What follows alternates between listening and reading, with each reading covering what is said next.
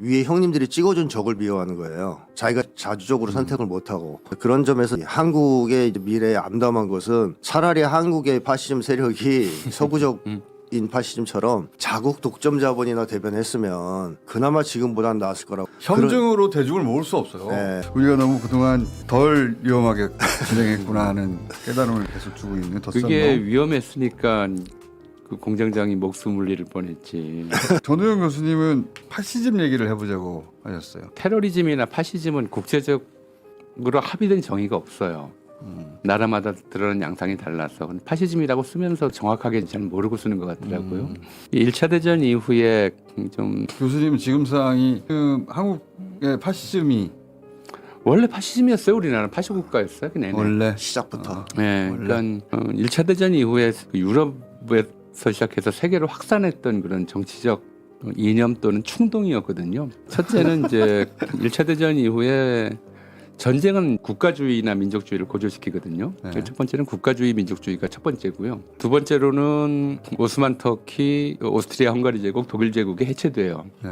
그러면서 왕이 없어져요. 그렇죠. 왕이 없어지고 공화정이 되면 좋을 것 같은데 왕조 체제에 살던 사람들은 이렇게 민족주의가 고조됐는데도 민족의 국가의 구심점이 사라졌다고 하는 상실감을 느껴요. 게다가 민주공화국이 되면은 정치가 서로 싸우는 것만 보이거든요. 우리가 하나로 묶여야 되는데 싸우기만 한다. 그렇게 느끼기 때문에 두 번째 파시즘의 특징은 이 반민주 전체주의예요. 민족주의와 반민주주의. 민주주의가 오히려 우리 민족을 분열시킨다고 느끼는 거죠. 세 번째로는 이제 그 전쟁 중에 러시아 혁명이 일어났거든요. 러시아 혁명은 이른바 이제 국가 간 전쟁을 내전으로 돌려라. 그리고 민족주의보다는 만국의 노동자 계급에 단결하라는 계급주의를 내세우거든요. 이것도 민족을 분열시키는 것 같아요. 그래서 이 사람들이 느꼈던 세 번째 특징이 반공주의예요.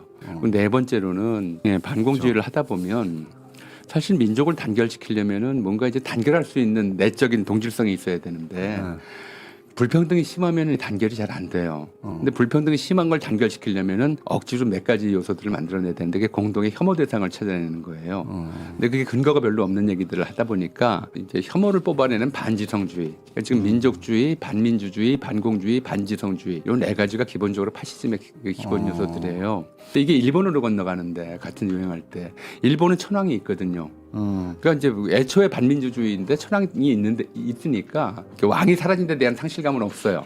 그 대신 어떻게 이 문제들을 처리하냐면 천황 신격화로 처리해요. 천황을 현인신이라고 해서 천황을 아예 신격화해버려요. 그리고 또 하나는 일본 독자의 힘으로는 이 주변에 특히 중국 이런 나라를 침략해 들어갈 때 그게 쉽지 않으니까 일본 식민지 전역을 자기들의 파시즘 권역으로 편입하려고 그래요. 그때 이제 식민지 파시즘의 특징이 생겨요. 한국인들은 일본 천황이 자기 천황도 아니잖아요. 그리고 애초에 민주주의 같은 거 겪어본 적도 없었고 그런 상태에서 일본이 파시즘을 한국에 이식하면서 만든 것이 이제 한국인들에게 천황을 신격화하라는 한국 시민의 서사 같은 거 외우게 하고 또 하나는 혐중의 공동체를 묶어버려요. 너희 주제에 우리가 아니면 어떻게 조선인들한테 그렇게 세뇌를 시키는 거죠. 우리가 아니면 어떻게 중국을 혐오할 수 있겠느냐. 중국한테 이렇게 잘난 체 할 수 있겠느냐라고 하는 그러니까 혐중 공동체를 만들어 버렸던 거죠. 그게 해방 이후에 그대로 유지되면서 이제 이승만을 역대 대통령을 신격화하는 그런 좀 첫 번째로는 천황처럼. 그래서 이승만은 민족의 태양이고 박정희는 반인 반진이고 전두환은 구국의 영웅이었다가 윤석열은 드디어 하늘이 내리신 분, 박근혜는 뭐 형광등 100만 개의 아우라 이런 식의 정치인들에 대한 찬양. 반민주적 찬양 담론이 나오고 그리고 그러니까 왕이 없어져가지고 그렇죠. 왕처럼 하나의 구심점이 필요한데 그게 없으니까 그렇죠. 민주주의를 혐오해요 이 사람들은. 그리고 왕당파라고 하는 게 그런 것들이군요. 그 다음에 가장 중요한 요소가 이 파시즘은 반드시 민족주의랑 결합하는데 식민지 파시즘은 민족주의가 없어요. 우리 그렇지. 민족의 힘으로 뭔가를 하겠다고 하는 우리가 잘났다고 하는 게 아니라 말은 그렇게 하는데 실제로 그래서 이걸 하려면은 뒤에 든든한 백을 둬야 돼요. 미국 형님이든 일본 형님이든 이게 우리 편이다라고 하는 내가 그 밑에서 2등으로 그러니까 1등은 아니고 1등은 아니고 일제시대는 일본이었고 일본이고 지금 미국에서 1등 아니고 2등쯤 됐어야 중국을 혐오할 수 있다라고 하는 그래서 이 중국은 사람들이 3등이니까 2등으로서 자존심 상황을 거기서 보상받을 수 있잖아요. 그렇게 해서 이제 그 집회 때도 성조기를 들고 나오는 이유가 그거죠. 근데 지금 이제 우리가 느닷없이 이 한국 파시즘이 다시 전면에 등장하면서 혐중의식, 중국 혐오의식이 등장하고 심지어는 뭐 저보고도 화교라고 그러더라고요.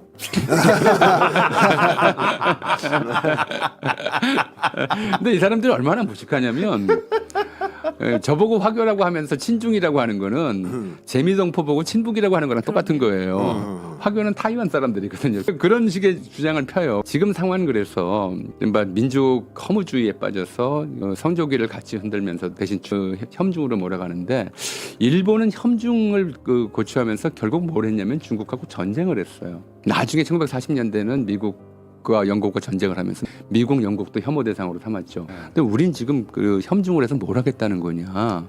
중국과 전쟁을 하겠다는 저는 거냐? 일본 극우의 기획이라고 봅니다. 그렇죠. 그런 기획이 돼버려요. 일본은 계속 중국에 대한 혐중 의식이 메이지 시작할 때부터 일본 민족주의, 군국주의의 뿌리였었는데 우리는 1930년대부터 이런 의식을 일본인들이 의식적으로 심어놨거든요. 지금 이제 우리가 겪고 있는 좀 핵심적 문제는 뭐냐면 전에 여기 진우스님 나와서 그런 얘기를 했어요. 심리적 일제강점기다. 그런데 윤석열 정부는 실질적 일제강점기를 만들어놨고 감옥 간 다음에도 실질적 일제강점기, 민족주의 없는 파시즘, 그리고 자민족을 2등이나 3등 정도로 설정해놓고 남을 이제 깔보는 좀 저열한 파시즘. 지금 재등장한 혐중도 저는 일본 극우의 기획이라고 봅니다. 지금 그게 우리 사회를 굉장히 심각하게 좀 집어삼키고 있는데 나치든 아니면 이탈리아 파시즘이든 스페인 파시즘이든 이게 전부 대중의 기반이 없이 진행된 게 아니거든요. 이 문제를 우리가 잘못 처리하면 저 집단이 실제로 굉장히 세를 불릴 수 있겠다. 이게 굉장히 좀 우려스러운 상황. 전 새는 못 불린다고 보는데. 네. 제가 좀 짧게 하겠습니다. 예.